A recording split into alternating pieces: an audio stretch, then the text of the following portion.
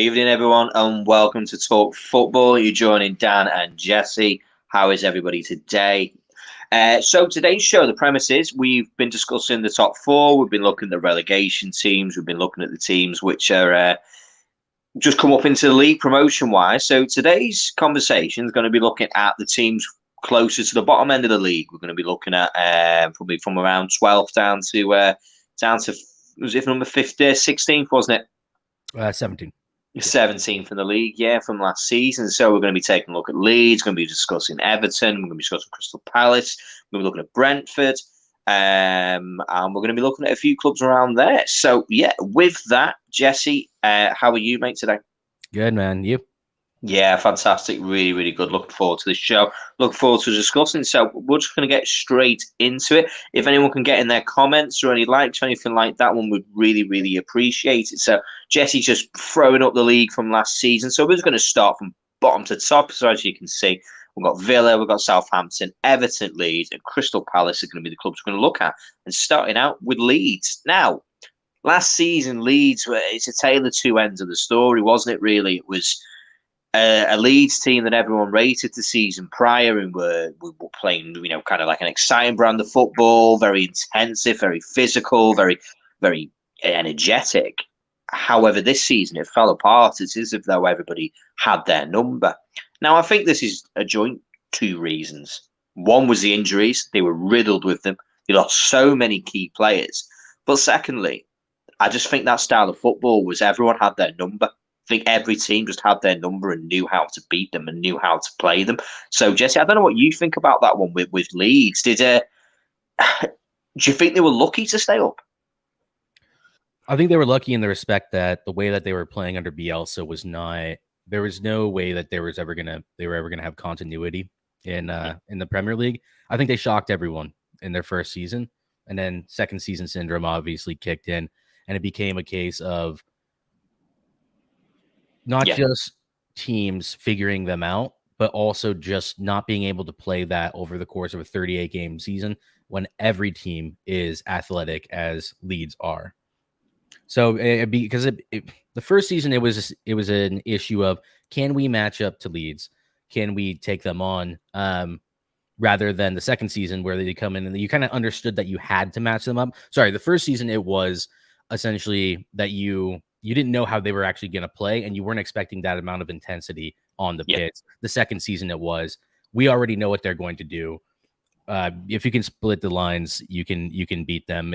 They matched up too well with 90% of the teams in the Premier League. So. Yeah, 100%. I mean, when they were playing this man-to-man style football, like man-to-man defending, it was just so easy to play through. I mean, I remember the first game of the season when they had this energy, they had a bit more like depth in the team, less injuries and stuff. We still beat them 3-0. Liverpool still beat them 3-0 with a horrifying injury to Harvey Elliott. We still went out there and absolutely finished them. But that second game of the season back in, I think it was January. It was January of this year. 6-0.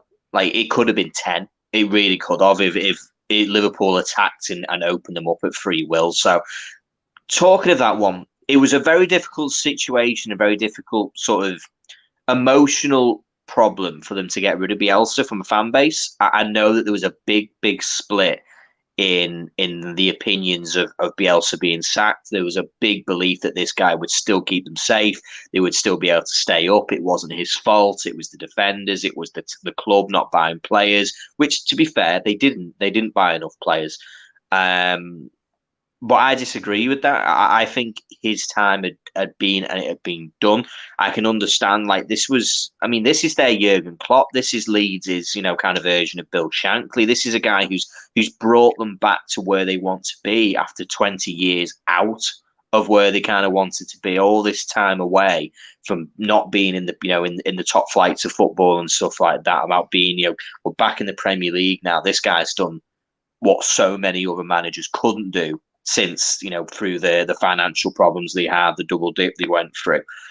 But sometimes you've got to take that emotion out of football and say, we need the right person for the right job right now. And Jesse Marsch, I mean, fantastic. Well done. What a manager to be able to bring in my opinion. This is a Champions League experienced manager. He's he's managed RB Salzburg in the Austrian league. He then got the RB Leipzig job. Didn't work out with the Leipzig job, but then again, it's a difficult place to go. They're a team that sells players. That they have a very rotational squad. But he's come to Leeds and he got them so much more organised, Jesse. I mean, I know obviously he's your compatriot over there, but what's your take on Jesse Marsh? Are you impressed? Yeah, I'm impressed enough. I think the solution to Leeds and what Jesse Marsh's mission needed to be when he came in was fairly obvious to a lot of people. Was you need to shore them up at the back. I mean, look at that, 79 goals conceded, and a lot of those did not come under Jesse Marsh. Almost all of them came underneath Bielsa, with the exception of a few. That was the first thing he needed to do. So I wouldn't say I'm surprised. I'm very interested to see this next season how Marsh evolves the team. And I think we'll see more of a style of play that's evident. Coming in mid-season, having to coach out the bad practices that Bielsa had instilled in the team wasn't going to ever be easy, as well as some of the good practices that Bielsa instilled in them, playing on the front foot, being really progressive. So I think we'll see more of Jesse Marsh's style next season, for sure. Yeah, I mean, 100%. I mean, I think we saw it. I mean, I remember because obviously we were speaking to you and talking to you and whatnot. We're talking about Jesse Marsh. So I had a bit of an interest because I wanted to see how this guy was going to do and how he was going to bring, kind of Leeds out of where they were. And, you'll know, and obviously some of the viewers will know that I watch an awful lot of football. I watch a lot of games. And Leeds was a team that I've watched quite a lot. And I watched the first game, Leeds versus Leicester, where Jesse Marsh took over. And I was so impressed in the change in one game, literally his first game in charge. They didn't win. They lost 1-0, but that didn't tell the tale of the tape. It really wasn't. Leeds were strong. They had good chances. They could have scored 1 or 2 goals themselves. They just didn't quite have that quality up front. It seems to finish these chances, and they lost to a very, very well taken goal by Harvey Barnes. It was absolutely fantastic. Like, it was a great finish, and I don't think anyone could have done much about it. So, but I was so impressed with this. This was like a massive change. This would have been a game that they would have lost 3 or 4-0 had Bielsa was still there. So watching them from there on in, he got them some really important games and wins. But the Wolverhampton game was the one that jumped out to me the most. We all watched it together over our Discord group. I mean, I'd never been so excited in my entire life. I mean, that was just fantastic. What an exciting football match that was.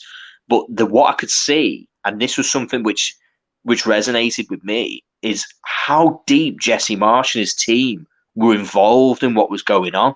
Like, they were practically having a Royal Rumble on the touchline with Bruno Lage's, kind of group. The passion and the fight and what this meant to these guys, to come into the club and to get them to get a result and the relief. I mean, Leeds are going to be a great team next season. I mean, you're just bringing up here now. Could we just go back just 5 games earlier? That's okay, mate. Just prior. So let's look at it this way. So this was 5 games before. So we start with Aston Villa, Everton, Leeds versus United, Liverpool, and then the Tottenham game. So they conceded 3, 6, 10, 16, 20 goals in 5 matches. Yep. Having scored a grand total of 5. I mean, that's outrageous. A -15 goal swing plus 5 losses on the bounce. I mean, we go back further.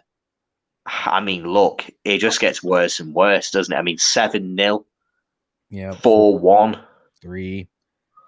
And really, a lot of the issue is that you see that they weren't even competing against teams that they should be competing against. For the most part, I mean, Norwich is a little different. And if we go back, where are we? Yeah, Leicester. So this is where where Jesse Marsh took over at Leicester. Yep, and you could see immediately. I remember the Leicester game.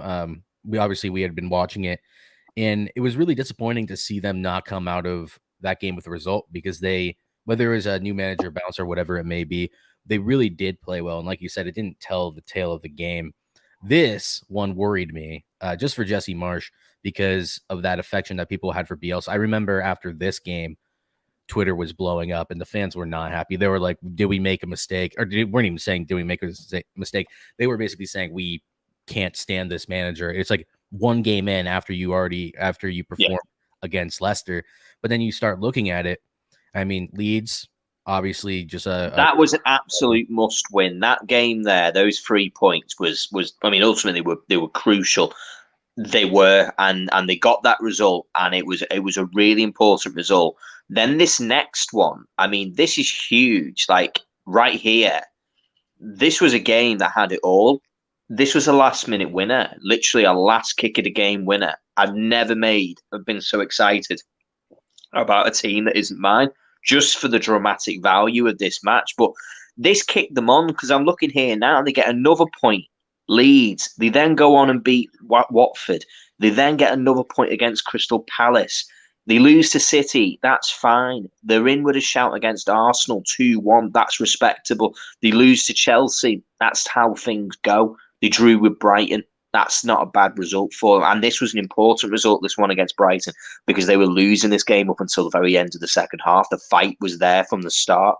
And then, of course, the big win at the end of the season where Brentford were already on holiday. I mean, this was so important from Leeds. This was Jesse Marsch had instilled a lot of belief, into these guys, and you could tell that. I mean, I know there was some little jokes and stuff like that. Like there was the one that Jesse Marsch is the first manager ever to fire somebody up to get a red card, having read the words of Gandhi and Mother Teresa in his starting brief, and that's, a little bit cheesy, a little bit sort of, Coach Carter American style kind of thing. But the guy clearly knows what he's doing. He knows how to get a team, to work together and to go. But I'm really impressed. And have we got somebody who's looking to join us?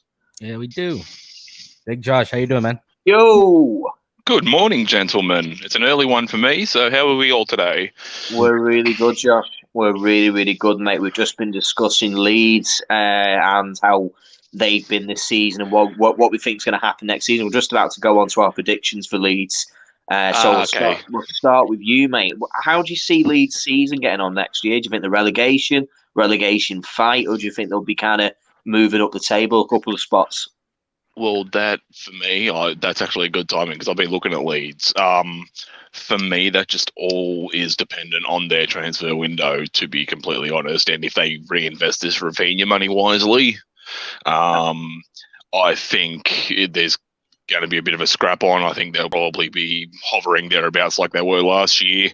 But I think that if they stick with Jesse Marsch, I think they're probably looking at maybe a 15th, 16th finish, probably just above the drop zone again, unless of course there's some heavy investment. But we had to see big moves from them, so that's what I think.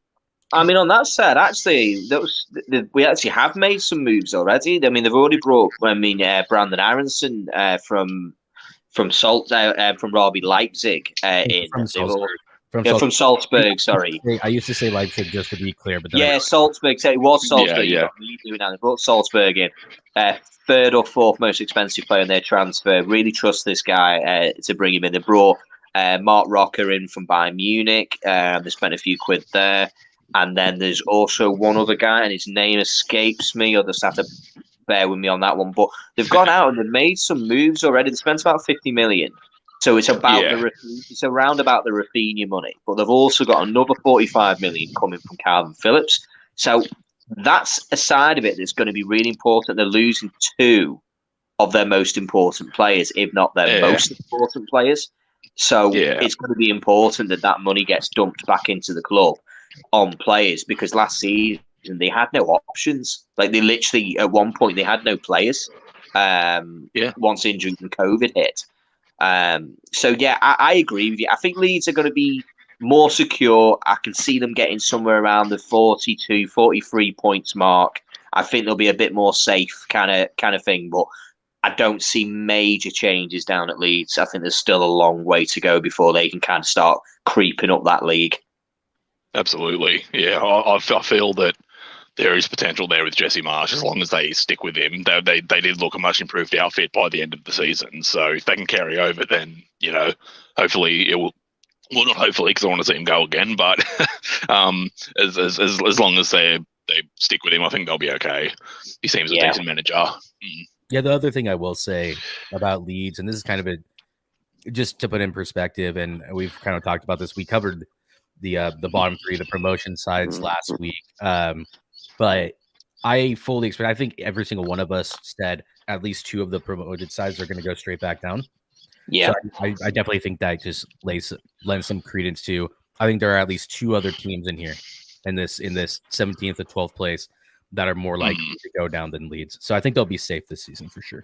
Yeah, I think they'll be much, much stronger. So, with that, I think we've just covered Leeds. I think it's been an interesting kind of conversation. If anyone from the Leeds fan base agrees with us, disagrees with us, we'd love to hear your thoughts. Stick them in the comments. So we're going to move on to the little cousins in Merseyside, Everton. Lucky last season, do we not think? They were very lucky that some of the situations that had occurred down at Burnley and Leeds, had kind of kept them safe. Ended up with 39 points, few wins, few big losses. Change of the manager, went from Rafa Benitez, ended up with Frank Lampard. First of all, what do we make of the Frank Lampard sort of manager? Do we see him finishing the season? What do you think, Jesse? It's hard to get Lampard out of the job because English media loves him. So that's probably, I just don't see the merit. I don't see the merit. I don't understand why Lampard got the job. I don't think he deserved it. And by the end of the season, I don't think he was any closer to deserving it just because they won a couple games at the end of the season to stay up. Will he survive? Maybe. But will it be because the English media has a love-in with him? Probably. So it's just hard to tell. Honestly, the way they were performing at the end of the season was absolutely dreadful. And it was not... It wasn't. I don't think Rafa was having that team performing any worse. I really don't. Well, actually, they were in a better position when he took over. Lampard actually took them further down, just not down far enough to keep them relegated. Like, I don't think anyone should look at this guy as if they're like he saved Everton, because he didn't. It wasn't for me the right kind of chance. As a manager, I agree with you. Like, I didn't see what his qualifications were. As to whether or not he would be the right manager to bring in, because he'd had no kind of experience at this level, no experience of keeping teams in the Czech Premier League. He'd been quite poor at Chelsea, hadn't quite worked out where he was there. And then he's kind of come here, and don't get me wrong, it's been a very difficult team to come into because they had no money to spend. They had no transfer budget, but that was their own fault because they'd spent so much money on players and then not sorted things out. Jesse, jump in. Yeah, no, I just wanted to add in something. Josh, you have a bit of background noise, so if you could just mute yourself when you're not. Yeah, talking. right. Yeah. Yeah, Jesse. So, that's my kind of view on it. Like, it's their own fault that they're in where they're in, but there's nowhere else to look kind of as to whose fault it is. Like, it's their own fault that they were where they were. This is mismanagement at a greater level. This is, we know clubs that have been mismanaged, but this is Everton, who've had over £500 million spent on footballers, of which I can't name one of them has been any good. I would make the argument that they are the only team in the Premier League that is worse managed than Manchester United. I would easily make that argument, and I think it's clear as day. They were never in a position where they should have been making the moves in the market that they were. Yeah, racking up debt, essentially pumping in money that they really couldn't make back in sponsorships or cover, given financial fair play and the 3-year rule. They're absolutely a mess. When a QPR came up and they threw all that money at the team and they wanted to try to go ahead and obviously establish themselves, it's like that. But if you had enough clout to do it like 3 times over, and they just keep making the same mistakes over and over and over. I think they're easily the worst managed club in the league. So, you got any thoughts on the question? Yeah, I was just going to pull on the Lampard point. I think that his time at Chelsea was kind of a false dawn because you saw Abramovich throw money at the problem to keep him adrift, and with players of that quality, the team were naturally going to perform quite well. He did get a tune out of them a couple of times, but I think coming into he basically did what he did at Derby. He came in, I didn't say stabilise things, but he actually ended up being worse. So I don't think there's much. He's an intelligent guy, well-spoken, very, very well-educated, member of Mensa, I think. So all of these things, they're all good on paper. And as you say, the media adore him, the golden child of English football. But I don't think he's got the quality to, at least not yet, to make them competitive. Honestly, at best, they're probably looking at a mid-table finish, lower mid-table finish. So I don't think he's the guy. And unless something drastic changes in transfers and his abilities, I can't see Everton pushing on too highly, to be honest with you.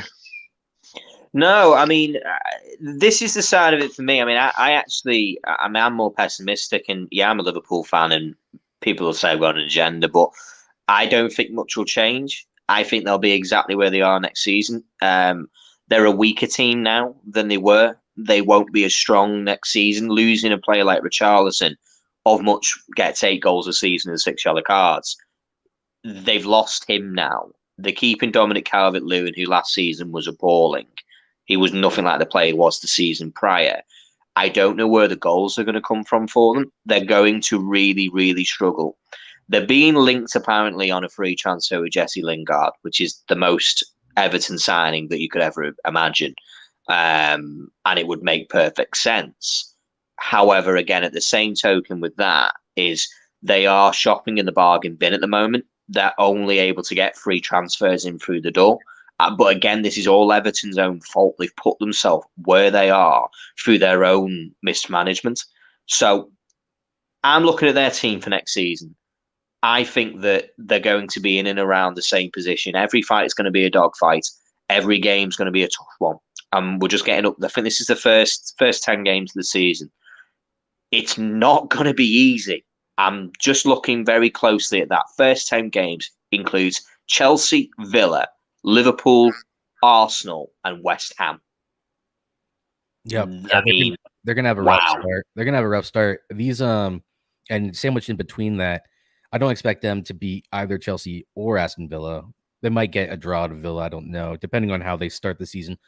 But if they lose those 2 games, then you have sandwiched in between that Leeds and Liverpool. 2 must wins. 2 must wins. Exactly. Thank you. And then obviously you have Arsenal and Everton. I mean, you can't go 8 games into the season without 12 points. You know, you need to get it. You have to be at least at that like 1.5 a game, points per game, like especially if you want to make any real progress. But yeah, no, I think it's going to be a tough beginning of the season. And it doesn't look like it's going to get a whole lot easier. See, this is the thing with these fixtures now. If you're at the bottom of the table, I know that there are no easy games in the Premier League, but especially if you're already at the bottom of the Premier League, it's absolutely diabolical, isn't it?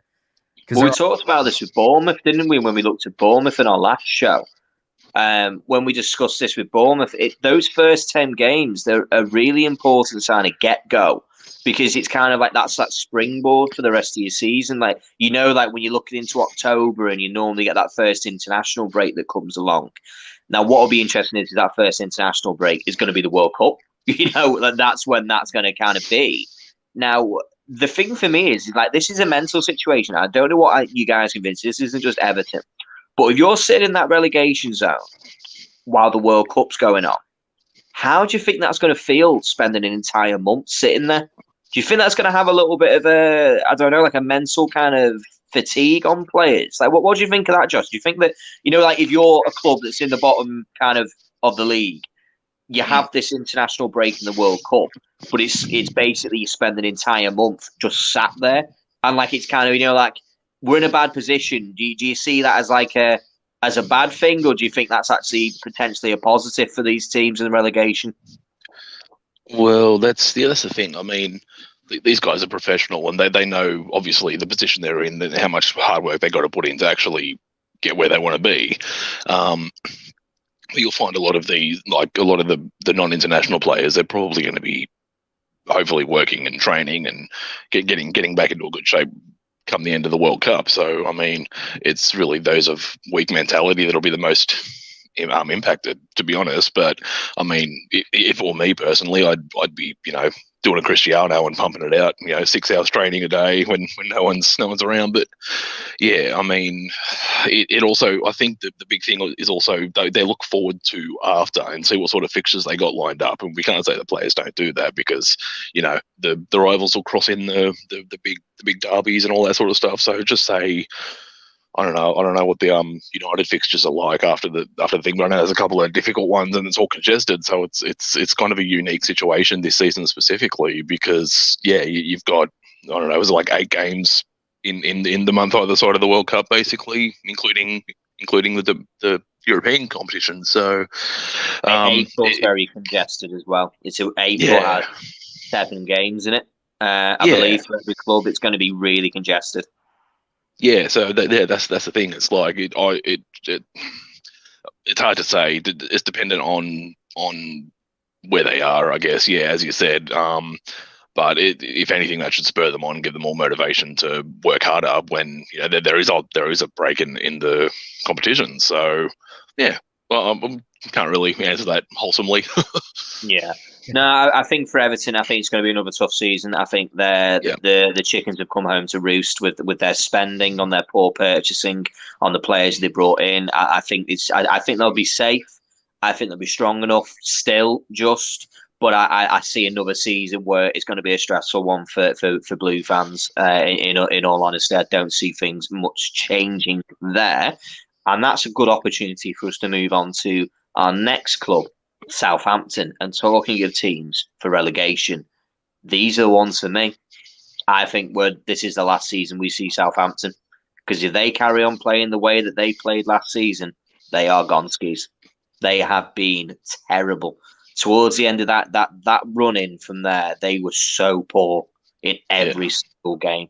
Ralph Hasenhüttl, I think, has ran out of luck as a manager. The whole Alpine Klopp conversation and wearing a suit but then wearing a tracksuit and then looking like a Scottish murder detective at times, it's not worked out now. The fans are fed up with him. I heard the booing when they played Liverpool. They were fed up of watching Southampton lose.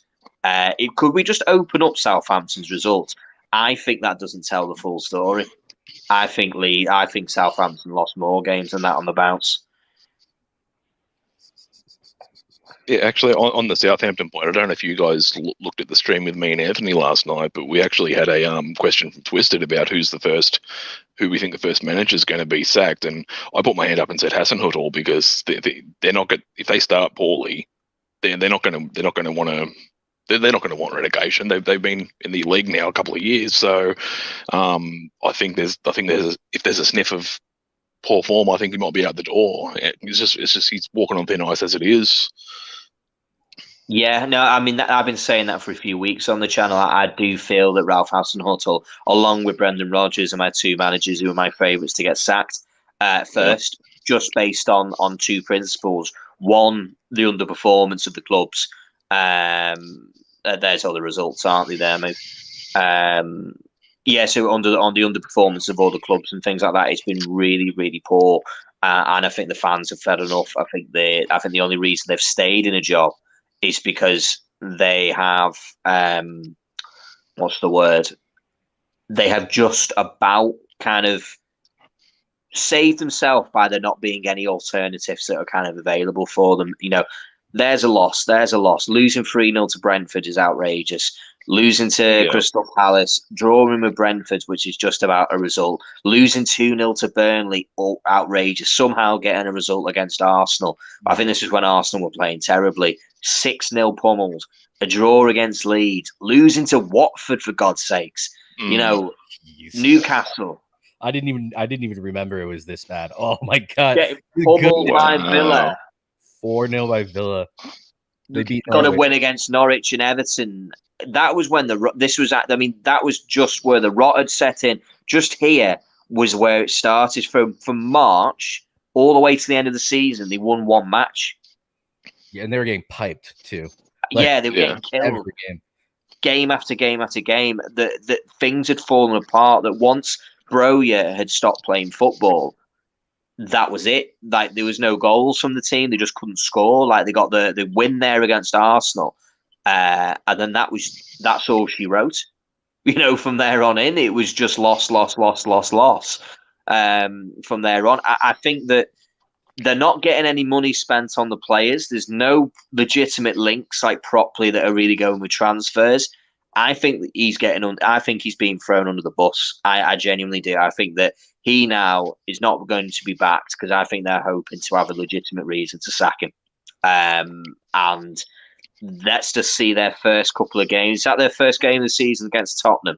Oh, Lord. Yeah, so Tottenham, United, Leicester, Chelsea, and Wolves in their first 6. Leeds, okay, maybe they get something out of that. But then, I mean, really, 3 points maybe if they beat Leeds. Maybe even not, because Leeds might be better than them. They might get 0 points out of their first. Yeah, I think if they lose... to Leicester and they haven't beat any of those other two, I think we could see Hasenhüttl at the door. I really do. I think they'll act very quickly, Southampton, to get this job done, because I think they're my favourites to go down as the existing Premier League club within, as where they are.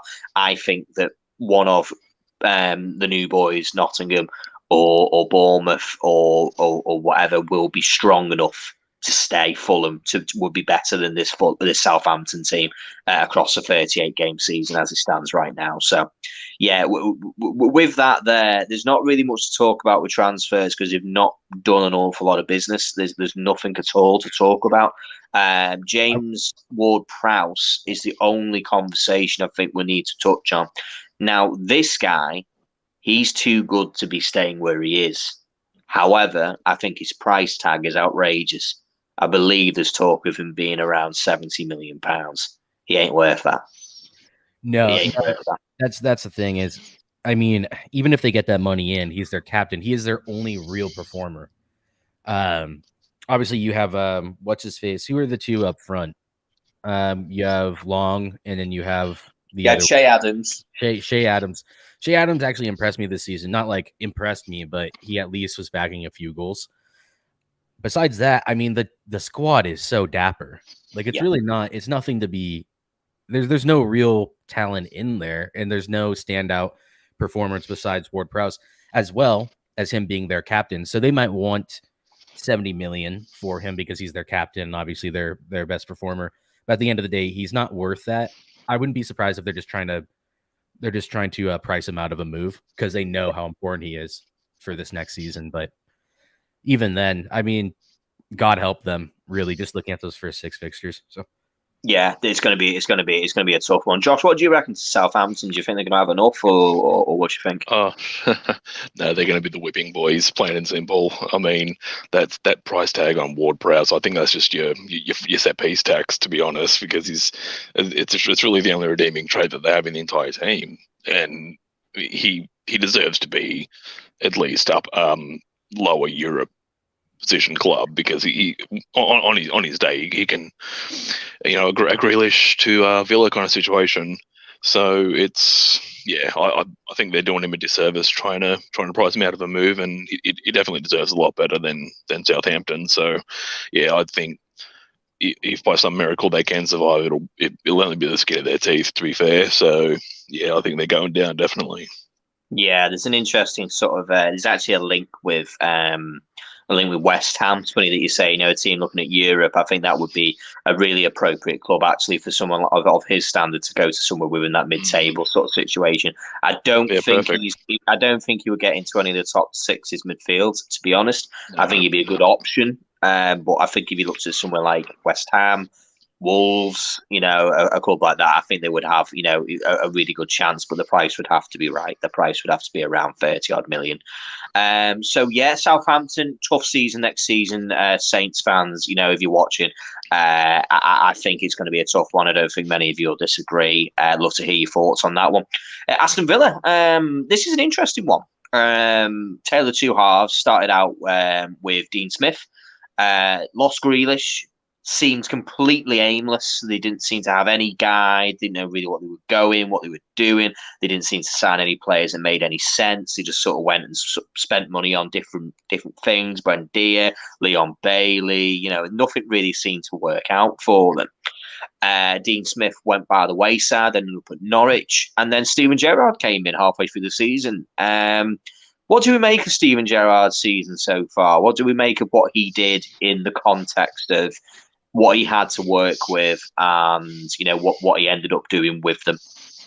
I think they had just an overall underperforming season. I mean, the fact that they are 14th is mind-boggling. That is terrible for Villa. For the trajectory that they were on. Obviously, they did lose Grealish, but again, and I do this a lot because it does tell you a lot.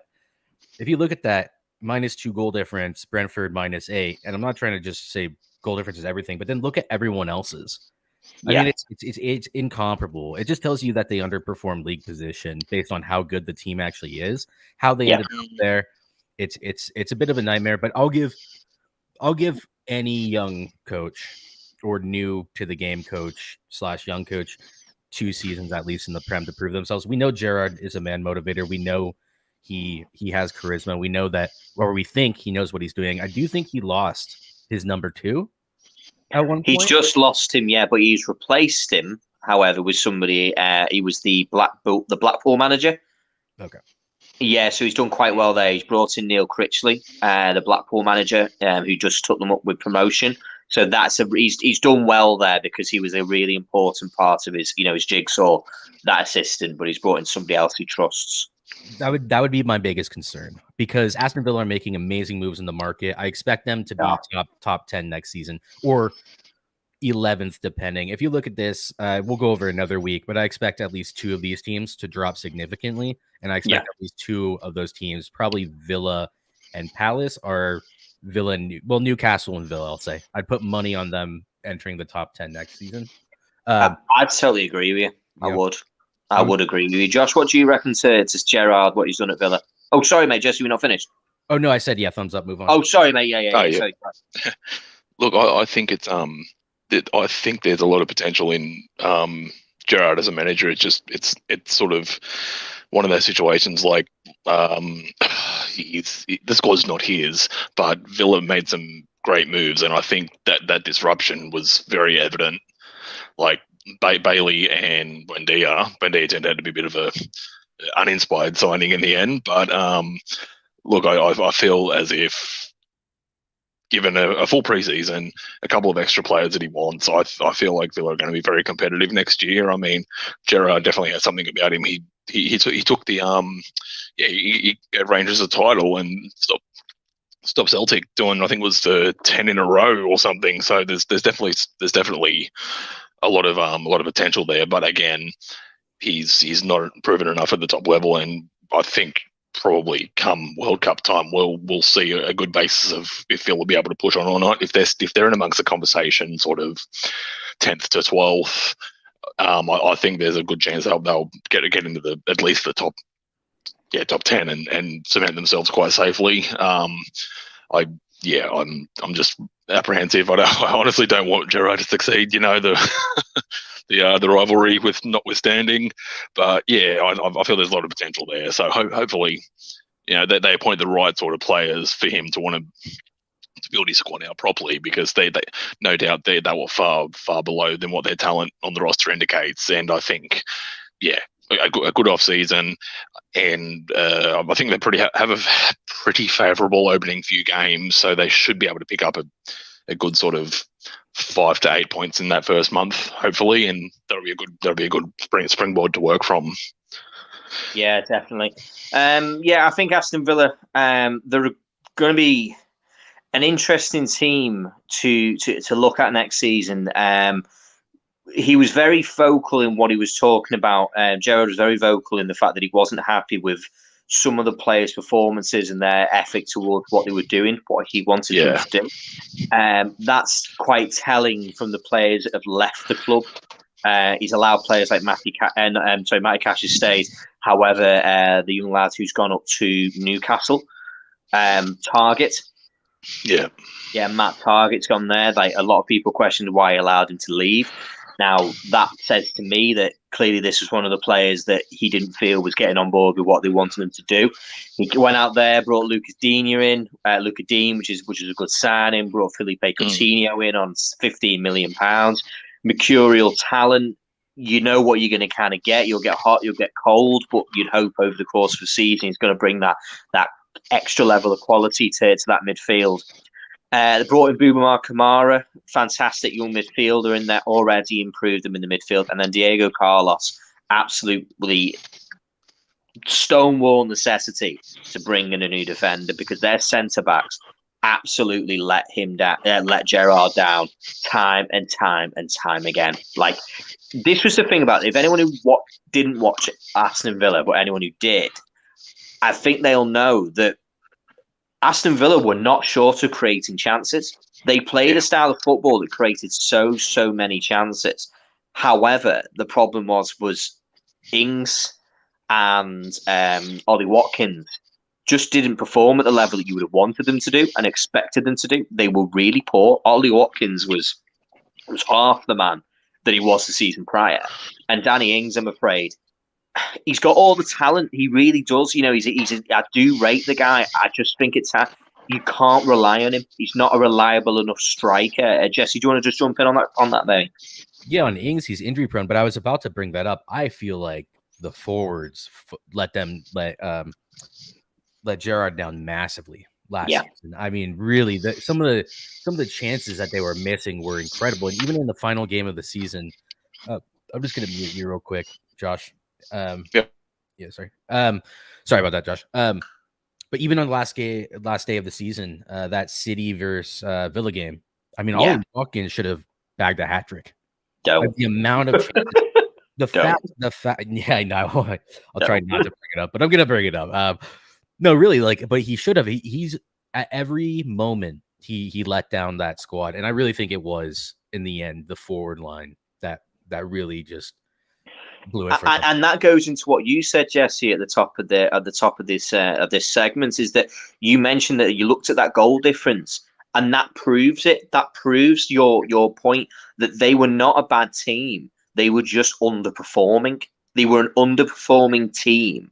Which, don't get me wrong, there was an Aston Villa tax at the early part of the season under Dean Smith that they set them up in a bad situation. I think the transfers were wrong. I've said this before in our Discord, and I've said it on Talk Football, but on Talk Football, this was my kind of conversation I said a few times, was that for Aston Villa, I genuinely didn't feel that they had a plan post Jack Grealish. It was like they weren't ready for him to go. It was like, you know, if you're going to lose a player at any club, you'd hope that your club was like, you know, here's plan A. Like, oh, right, so if we lose set player, this is plan A. And on plan A is this player, this player, this player. This is what we're going to do. For me, it didn't feel that way.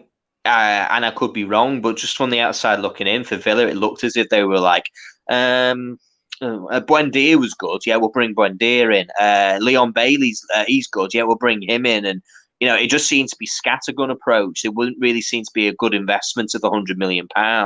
This was the first very, very big sale from Aston Villa, I think, ever, you know, where they're able to reinvest this money, you know, at will. They are a rich club. But all this money was made available, and it was just spent very, very poorly. And I think this is the reason why that the ownership at Aston Villa sacked Dean Smith so quickly, is that they trusted him with this money on the team, and they've not seen a return. And they went and acted very quickly to bring Steven Gerrard in. For me, next season, I'm in agreement with Jesse. I think Aston Villa are going to be a top half of the team, top half of the table team. I think that probably their target will be the Europa Conference League. Going to be a tough ask, a very tough ask, but that will be a target. I think 9th, 10th is kind of baseline. Anything less than that, I think they will be really, really disappointed. They will have a good enough team next season to be a top half of the table team. Time will tell. Just having a look at their opening run of games, and this is going to be, I mean, for me, just on the eye, the first 5 games is actually really favourable. I don't know what you think. Yeah, no, I think that this is a good opportunity to get off on the right foot, especially 8 months into Gerrard being there. He should have the full preseason, obviously. Bournemouth, you gotta beat. I know it's at Bournemouth Stadium, but Bournemouth has one of the smallest crowds. You really shouldn't be intimidated by that. Everton must win. Just that. Just for where it is. Crystal Palace. Sorry, what? Yeah, for just where they are on the table, you're going to be looking at these and saying, we've got to beat these guys. Exactly. So they should win those first two. They better, basically, is what I'm saying. Crystal Palace, that's see, this is going to be a very interesting one. This will be an interesting one because we'll be able to gauge where the two teams are at. I expect both of these teams to be pushing for, 8th, 9th place at the very least. At least making a solid attempt at doing so. West Ham at home, they can do it. I think they can do that. Arsenal, Villa, depends on where they're at. But yeah, I think out of those first 5 games, 12 to 10 to 12 points. Yeah, I agree with you. I mean, Bournemouth, I'd say if I'm Steven Gerrard, 3 points. Everton at home, 3 points. They'll be looking at that Villa game away, and in all honesty, their target will be 3 points. Do I think that'll happen? I don't know. I've always said that it's a tough game. Going to Crystal Palace, Selhurst Park's a tough game in the season. They'll look at that West Ham game at Villa Park, and again, they'll say, "Yep, that's for us. We'll look to win that one." And they'll look at Arsenal as well. That they're not good. I don't think they'll shy away from any team. I don't think they're going to be a team that's going to be like, yeah, that's fine. We'll just take an L here. Do you know what I mean? I think they'll go into every game and look to try and get a result out of them. And they'll look at Arsenal. Just as an option, is that's first big tough game, and you've just got something circled there. What's this? The goals conceded. Yeah, I'm just looking at it. I know that have conceded more. West Ham have conceded more, but Arsenal did not have a good season defensively at all. Didn't. So I think that with the volume of chances that Aston Villa creates, they can do something there. The only mitigating factor there is at the Emirates. So yeah, no, I just wanted to point that out though, because I know that some people would say, "Oh, come on, surely Arsenal do get that win there." I'm not so sure, because they do concede chances, and I'm not seeing them strengthen at the back. If they miss out Martinez, which it looks like United are going to wrap that up. Fabrizio literally posted something 2 minutes before we hopped on this stream. It doesn't look like they're going to get Martinez. I don't know who they're going to get at the back, but bringing in that left back from Benfica as cover for Tierney doesn't inspire me with. They got Tavares from Tavares, or whatever you want to call him, from Benfica. And how did that work out? So yeah. Yeah, 100%. I agree with you. I think they'll be looking at that one, and they'll be looking at aim. So yeah, for me, again, Aston Villa, my opinion is probably somewhere around kind of top half of the table. Try and mount a challenge on the Europa Conference League place if things go really well for them, and take advantage of teams above them. So yeah, and we'll move on to Brentford now. Again, Brentford, very, very good season. I think we can all admit, from the worst team in the Premier League last season, based on being the winners of the playoff.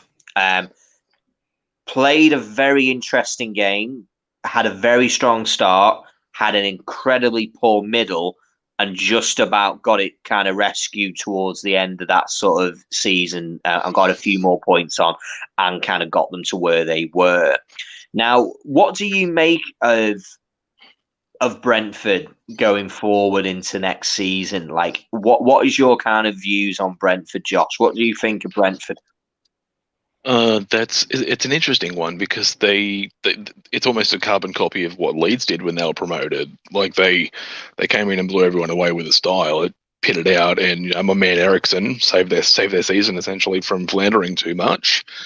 But I can't really make a comment until I see more of the transfer window, to be honest, because until you see some quality reinforcements, it's going to be interesting.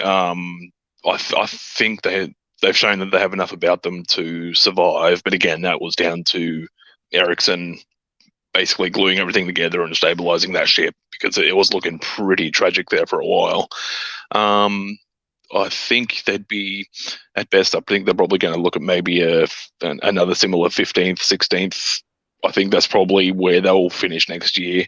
Again, we can always come back to this point a little bit later in the transfer window wrap up. But yeah, it's not like a Bielsa situation at Leeds where it was an unsustainable style of play. So I think they've got that going for them. It's just everyone else around them seems to be strengthening, and it's just a matter if they can sort of bridge that gap in the transfer window, especially. So they're an interesting unit. So hopefully, I would like to see them stick around for another year because it's refreshing to have these slower teams in the Premier League. So yeah, it's hard to make a prediction without a more whole picture based on their transfers. Yeah, I think No, 100%. Yeah, I think there's a massive thing for Brentford this season. I was kind of mentioning to Dan before the stream. They need to keep what they have. And obviously Eriksen's going to go. Eriksen was way above their level in the first place. I say Eriksen's going to go. The word on the street is that he's not going to re-sign with them. He's been waiting for offers and all that. So unfortunately that's too bad. If he does go back there, that's great. But that kind of just leads even more into my point, which is they need to keep their main players. Norgard, Dan mentioned, important player for them, Tony and Mbembe or whatever it is. Mbembe. I was more impressed with Mbembe than I was with Ivan Toney this season. I know Ivan Toney got all the plaudits, he got the goals, but when I watch that team and I think who's the most dangerous player on the pitch for Brentford, it's Mbembe. It's not Ivan Toney, not even close. The way that he plays, he reminds me a lot of Depay, but with a little bit more pace. Like there is actually something in that player that's special. I don't think he'll ever get his plaudits. I don't think he's ever going to be viewed as that shiny toy for any club, but I really appreciate his work rate and the way he operates. But yeah, keeping players around has got to be their objective this summer. Yeah, no, 100%. I mean, the thing about Brentford for me is I completely echo your points about Christian Eriksen for both you guys. I think he was an enormous, kind of coup, and he was somebody who kind of just solidified that team towards the end of the season. Now, I dread to think what could have happened had Christian Eriksen not joined, because at this point, if we could just go back a little bit further just on that, I just want to be able to get my facts correct when it comes to their results. There was a point. It hates doing this. It does this to us now. I don't know why they deleted the. Oh, did they remove some of the results? Just while you're doing that, my point is that there was a point in their season where Brentford went on a very, very long run of losing quite considerably. I think one of the games was the Liverpool match. So if we just go back a little bit further, you'll see the Liverpool game will pop up, and it's somewhere in around there. Yeah, so just a little bit further back, just a little bit further. Sorry, just go earlier in the season. Okay. We can. Yeah, sorry. Yeah. I was going to do it the opposite direction. Yeah. Sorry, not that far, mate. A bit higher. I think it was just after Christmas. Just keep going on. So yeah, they obviously lost to Spurs. No issues there. Beat Brentford. Lost to Brighton. Lost to City. Good result there. Okay, so starting with Southampton, I think this is where it began. The lot of big losses kind of occurred. They just lost 4 goals to Southampton, which is outrageous. We just talked about them losing 3-0 to Liverpool, kind of be so expected. Losing 3-1 to United. I mean, I remember watching this game. They weren't actually terrible in this match. The problem was they couldn't finish the dinner. They had a lot of good chances, and Thomas Frank was definitely feeling the pressure at this point because his interview, I think Josh and Jess will remember it quite vividly. He was bitter, incredibly bitter, and you could see the pressure was getting onto his shoulders because he started making mention about Jadon Sancho, kind of have an £80 million player sat on the bench and blah blah blah, and we had the better chances, and it just kind of came across a little bit like panic stations are setting in now, and I think they could smell that they were could end up going into the relegation zone. So moving on, Wolves lost to City, drew with Palace, lost to Arsenal. They got Christian Eriksen in, though, by this point, because he was a January transfer, wasn't he? Yes. Yeah. Well, he was also a free agent, so I believe you can sign them out of contract. So yeah. This is where it changed. Now we look at this Brentford-Norwich game. This was the 3-1. They got a good result here, and they finally stopped the rot. But then they stopped the rot again, beating Burnley. 6 points, absolute must-win games at the point when, your relegation rivals, because they had relegation form at this point, and they got those 6 points and absolutely saved their kind of situation. Because if we take those 6 points away from them, they're going to be very close to that relegation zone. And then they lost to Leicester, kind of to be expected. This was huge and very unexpected, that Chelsea game, winning 4-1 and then beating West Ham. So they kind of turned it round, and this was the Christian Eriksen effect. You know, it really was that they got these results here. And I think did they win the game before the Chelsea game?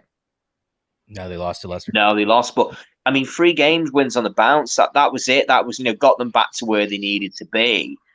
And then a little draw against Spurs. And by then they checked out. And when they played United, the job was done. So what my thing with, though, is my look at Brentford. Second season syndrome's real. And I think they're going to suffer from it. I think the fan base was absolutely jumping first half of the season last year. And then they had the Christian Eriksen effect.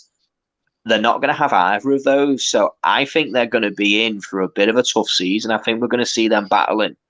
I think they'll be good enough. I think they'll have a good enough team to stay, keeping that team together. And if they can get maybe 1 or 2 players in to improve. But this is going to be a tough one. I don't know what you boys think, but I think Brentford are going to have a tough one. No, I agree. I also think that besides Nottingham Forest, the teams coming up have more know-how than them. Just in general, obviously they're just coming up. It'll be their first season in the Prem, but for Fulham and Bournemouth, I mean, they've spent between the two of them, spent a good 8-9 years in the Premier League over the past decade. I mean, they've been in and out, but they've been around. Nottingham Forest, again, I think 2 of those teams are going down. I still think it's going to be Bournemouth. And I said Nottingham Forest might stay up because I like the structure and the way they play, but yeah. I'm not so sure about that anymore. It might just be Fulham or something, depending on how they adapt. But no, I think Brentford, yeah, they're in for a rude awakening. I said they need to keep their players. They do, but the problem is their fringe players. They only have 5 players who are anywhere near good enough for the lower half of the Premier League. They just don't have the quality. So Thomas Frank is going to have to pull off an absolute blinder to keep them up, in my opinion. You got any thoughts on that, Josh? Yeah, no, that just echoes what I said earlier. And I mean, I feel the main thing is if Eriksen doesn't sign, they need to get themselves almost a marquee level, at least for their size, a marquee level midfielder to keep them strung together, because that was just a turnaround that they needed. So I feel like they will have enough about them to avoid the job only just, but it's going to be a grind rather than the sporadic results they had last year. They need to be more resolute to actually have an impact. So yeah, it's going to be an interesting one for them. Yeah, I honestly think that there's enough beneath them to keep them up, but at the same time, it's there's a few teams in here that obviously we'll get into after Crystal Palace, but that will be an interesting conversation that we can have quickly before we end the stream and all that. But yeah, moving on to Palace, you wanna cover this then? Yeah, definitely Crystal Palace. So sort of top of the shop last season. These guys were, to begin with, they were adrift, weren't they? Only 1 win in the first 8 matches, or 1 win in the first 10 games. It was really poor to begin with. It really was poor from Crystal Palace, and Vieira was favourite to be sacked. But all fairness to him, he got them playing. He got them playing a really good style of football, and come towards the end of the season and the mid-season, Crystal Palace were really, really good. They have some really good assets, and they benefited from some of the loans. We're bringing in, obviously Conor Gallagher was absolutely massively important to Crystal Palace. There is a question for me, though, as to how much they're going to miss this guy. I don't know what you boys think, but how much of a loss is Conor Gallagher going to be? I actually think he's going to be less of a loss than people think. I think people have overhyped the hell out of Conor Gallagher this season. He was great. He was probably their player of the season. But if you actually go through their squad, they have so much top young talent. It's actually preposterous. I'm convinced that Crystal Palace, if they managed a transfer window right and they sold off their front line and midfield, they could make a massive amount of cash out of that. I mean, just going through the whole thing, I don't know, but if you just look at Olise, Zaha, Eduardo, or whatever, Edward from Celtic. I'm gonna miss out Eze. I mean, the amount of creative young talent they have there is outstanding. Gallagher, I think, came with the advantage of having come from a big club and being confident. With those young players, I feel like confidence is usually a massive issue, but there's absolutely no reason why Eze and Olise can't step up to the plate and fill Gallagher's shoes. I just don't think I think that it's People blew it out of proportion. He just happened to be the one who was performing. Next season, if they don't get Gallagher back, they'll be fine. I'm convinced. Yeah, they'll probably look at a similar level finish. I mean, I go through that Crystal Palace team, and I just think these young players could go on to be immense later, and they could be anything. Like the levels there. I don't know how he's assembled or how they've assembled such a good youth core, because that's for me, that's what Arsenal would want to be with their air brackets youth project. There's just so much talent there, and it's not just tech either. Like they've ground out a good team unit there under Vieira, and I feel like there's that year that they just had.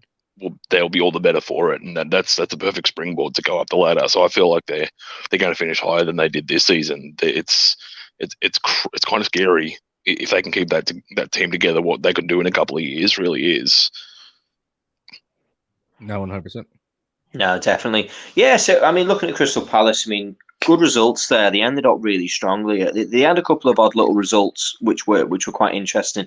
Like, losing to Everton was a big shock. 2-0 up away from home, second half, and ended up kind of throwing that game away. And that shows, an element of vulnerability in the team, that they've got this in them, that they can drop from a winning position. They were capable of keeping and beating Manchester City, which was a fantastic win. They got a game win there. The most important thing, and I think it goes to show here, is how strong Crystal Palace are at home. That is their most important place to be in. We look at them away from home, they seem to lose. But when we put them at home, they get a result, either draw or win. So beat United, lose away from home. Draw away, win at home. Lose away, draw at home. Lose away, win at home. Get a draw at home against City. Huge result, 2 huge results. Win away. First time they get a win away, and it's March. So it goes to show that there's 2 months difference there for them getting a win. Draw against Burnley was a poor result. They beat Watford away, which was kind of be to expected. First loss for a long time there from February, so they were unbeaten at home since February. At home, Chelsea. I remember watching this game. They were unlucky. They conceded in like the last minute of the game, last kick of the match. Alonso whipped it to was it Hakim Ziyech? I think it was. Or could it have been Havertz? I'm not sure. Someone who was a little bit kind of out thing. But yeah, for Crystal Palace, just looking at some of these results, there's a few there that I think they'd be disappointed at. Do you not think? I mean, I'm looking at Brentford, slap bang in the middle of when they were really poor. That 0-0 draw, that's not great. Draw into Norwich, that's not great. Leeds draw is. There's still a way to go with Crystal Palace, if you understand my meaning. It's still a good way to go in games where you would think that they would win. I think they're going to be in and around the same position as to where they are next season. I don't see major jumps in leaps. I don't think we're going to see major progression, but I don't think we'll see any regression. I think they'll just be in and around. What will be most important is consistency, is to try and be consistent against teams where if they should win, if that makes sense. Like if you look at them and go, right, we're playing bottom of the league in Norwich, we have to win this game. Yeah. Sorry, no. To me, this record and the inconsistency just screams naivety, which makes sense because they have a young squad full of very talented players and a coach who's coming in. Obviously, Vieira as a manager has been around for quite a while now, but coming in and needing to adapt a young squad with a lot of talent and a pretty thin midfield. If you go back to the back of the midfield, not the front line or the progressive midfielders, I think, it screams naivety. It really does. The inconsistency and good home results, but away from home, they kind of crumble under the pressure sometimes, that sort of thing. So, no, definitely. Josh, what do you think of Palace? Oh yeah, just to basically, it's pretty much what I said before. Just I feel like they just need probably one good midfield signing, someone that's just going to shore it up. Like a lot of these sort of mid-table teams, they just need that. I don't know what sort of midfielder you look at, maybe a DM or someone that's sort of in the mid to late 20s, just to give them a level head in those games where they need to actually just hunker down and grind out the back end of a game. I think that'll be a big difference for, I guess, compared to last season, where they, as you said, the naivety sort of got away from them. And yeah, I just feel like a decent signing would make a massive difference for them next season. But yeah, they'll finish around the same, definitely. They won't get him, but a player like Christian Norgard from Brentford would be a perfect signing. Someone who's experienced, he can put a tackle in, just kind of just break up that play. And yeah, he would be, as you say, they need somebody who's in that midfield just to kind of get things done, get stuck into them and whatnot, and try and move forward with where they are. They appear to be quite heavily linked again with a number of kind of French young exciting players, as you would expect. Using Patrick Vieira as a manager, you would expect that to happen. But again, as you say there, you do need to kind of sprinkle those young teams with some experienced heads to try and to get these lads to make the right decisions in the right moments. It's to use a colloquialism from Jurgen Klopp, it's doing the right things in the right moments, and that's what the experience tells you, is to do the right thing at the right time. And that's something which kind of, for me, and I think what you guys said, they just looked a bit naive. They looked like they could always get a result, but they were also able to drop a clanger at the same time. Yeah, this guy on screen is the one they're currently linked with, isn't it? Yeah, that's why I'm pulling him up real quick. Yeah, it's interesting, but like you said, defensive midfielder. Very promising player. I was looking at this. This is a sort of signing you'd see Leicester do, or I don't know, an informed Leicester, kind of going out there and getting a really promising player from the French league. I'm interested in how highly they rated him here, but he only played one game. That's why. Okay. I was going to say, wow, it must be amazing, because like Messi's like a 7.5 half the time, or like an 8. So like this kid's like hitting them. Anyways, yeah. No, but just going kind of looking at it, getting a DM and someone who can help control that. Who's the guy, MacArthur or something, who plays for them in kind of that defensive midfield role right now? Yeah, MacArthur, yeah. Yeah, they just need an upgrade there. He's been a great servant for the club. Twisted will tell you he loves him, and that the Palace crowd love him because he is such a good professional. But at the end of the day, they need to improve at some point. Experience only gets you so far. Yeah, 100%. So yeah, I think for Crystal Palace, I think they're gonna have another good season. I think they need to build on what they've worked on, kind of iron out some of that naivety. Kind of get those results where they need to get the results. It's brilliant getting a result against City, a draw and a win. Fantastic. They should be proud of themselves, to do that. But you'd also need to marry that with beating teams which are at the bottom end of the table as well. You can't be beating City and then be happy that you've not beaten Norwich. You've got to balance these things. And this is where I was kind of when I was looking at it, and I was, when people say, what about Patrick Vieira for like manager of the season? It's like, well, you can't possibly consider him for, manager of the season, because no manager of the season can not only win one game in the first 10. You can't do that. It's not possible. And then to also lose to teams which are, look, what's that, 20 something points below you, 24 points below you in the league, and not beat them. That's, that isn't good enough. And there's no excuse for it. So yeah, Crystal Palace, I think they're going to be in and around where they are. I think they're going to stabilise, have another good solid season, and just keep building, and then try and launch an assault, shall we say, going up the league. Yeah, 100%. Did you boys say you wanted to discuss something before we ended the game, ended the stream? Yeah, I was just going to pose a question since we've gone through it all now.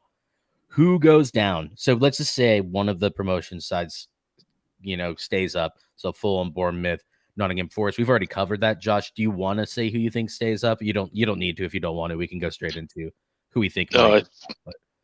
I think probably, as much as I'd love to see them stay, I think it'd probably be Nottingham. Who else came up? Well, I think Fulham might be safe, but yeah, Yeah. Bournemouth. I think Bournemouth and maybe an outside shout for Southampton if they don't act quickly on replacing Hasenhüttl. I think they might be a shout to go down. So yeah, that's probably my picks. Absolutely. Nottingham, Southampton, and Bournemouth in that order. Yeah. Tough. I hate Thomas Frank, but I think he's a good manager. That's the problem. I really don't like him. Yeah, I think Southampton, if they get rid of Hasenhüttl, that's going to lead to incontinuity and a team that's already too weak. I would love to say Everton, mostly just because I don't think Everton really can't do much. I mean, they can't really buy players.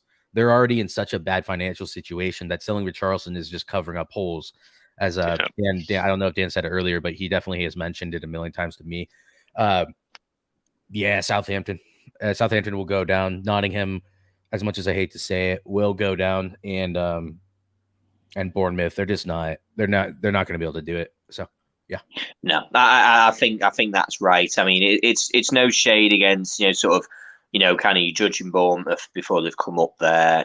We did our kind of our if people have watched our promotion teams video, we kind of looked into the situations there, and we gave the same energy to Fulham. They're heavily reliant on one player at Bournemouth, same as Nottingham.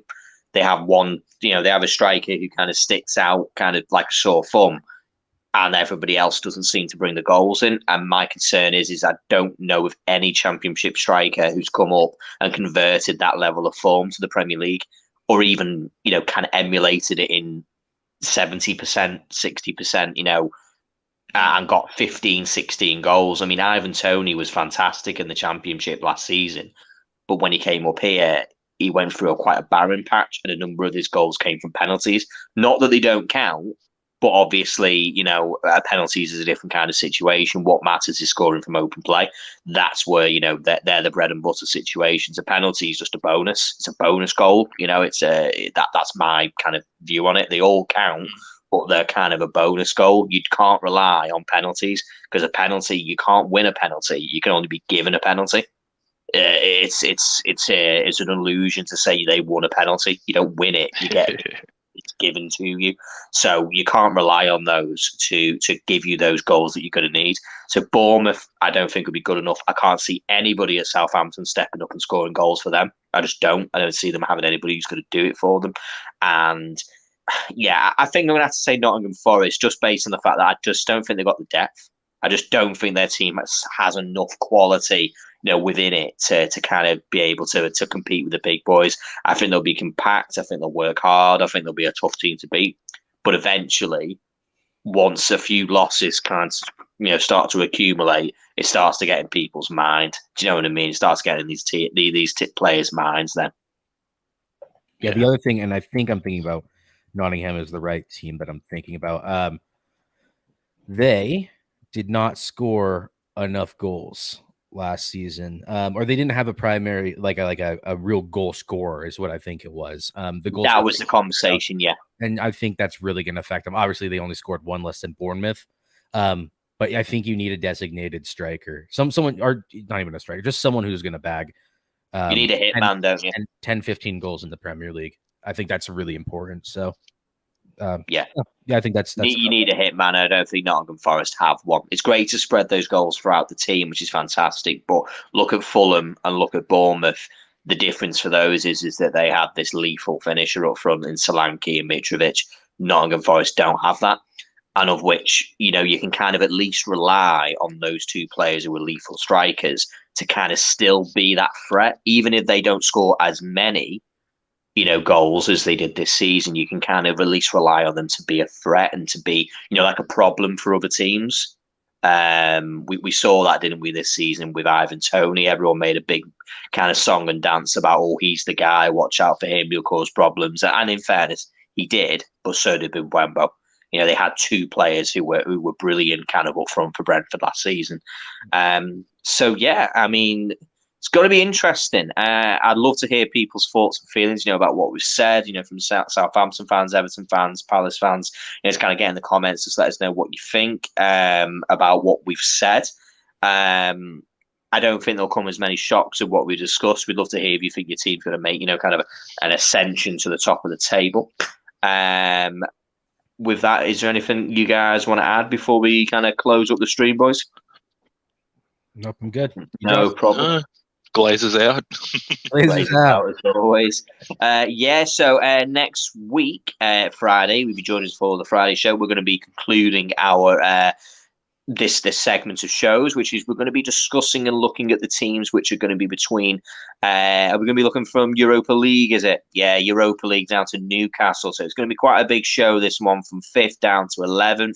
We're going to be looking at all those teams which are going to be battling it out next season, hopefully for European places. Who's going to be the movers? Who's going to be going up? Who's going to be going down? And I think that's going to be quite an interesting show. To answer you, I think it's going to be a lot to discuss there, a lot to unpack. And this is where a lot of the moving has happened with the transfer window. So please join us for that one. We're going to be back again on Monday. We're going to be doing another one of our stat shows. We're going to be discussing the Man United signings. This is going to be brilliant.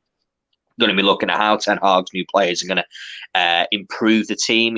How are these players stacking up and comparing against what United already have? Going to be looking at Malacia. We're going to be looking at De Jong. We're going to be looking at Martinez.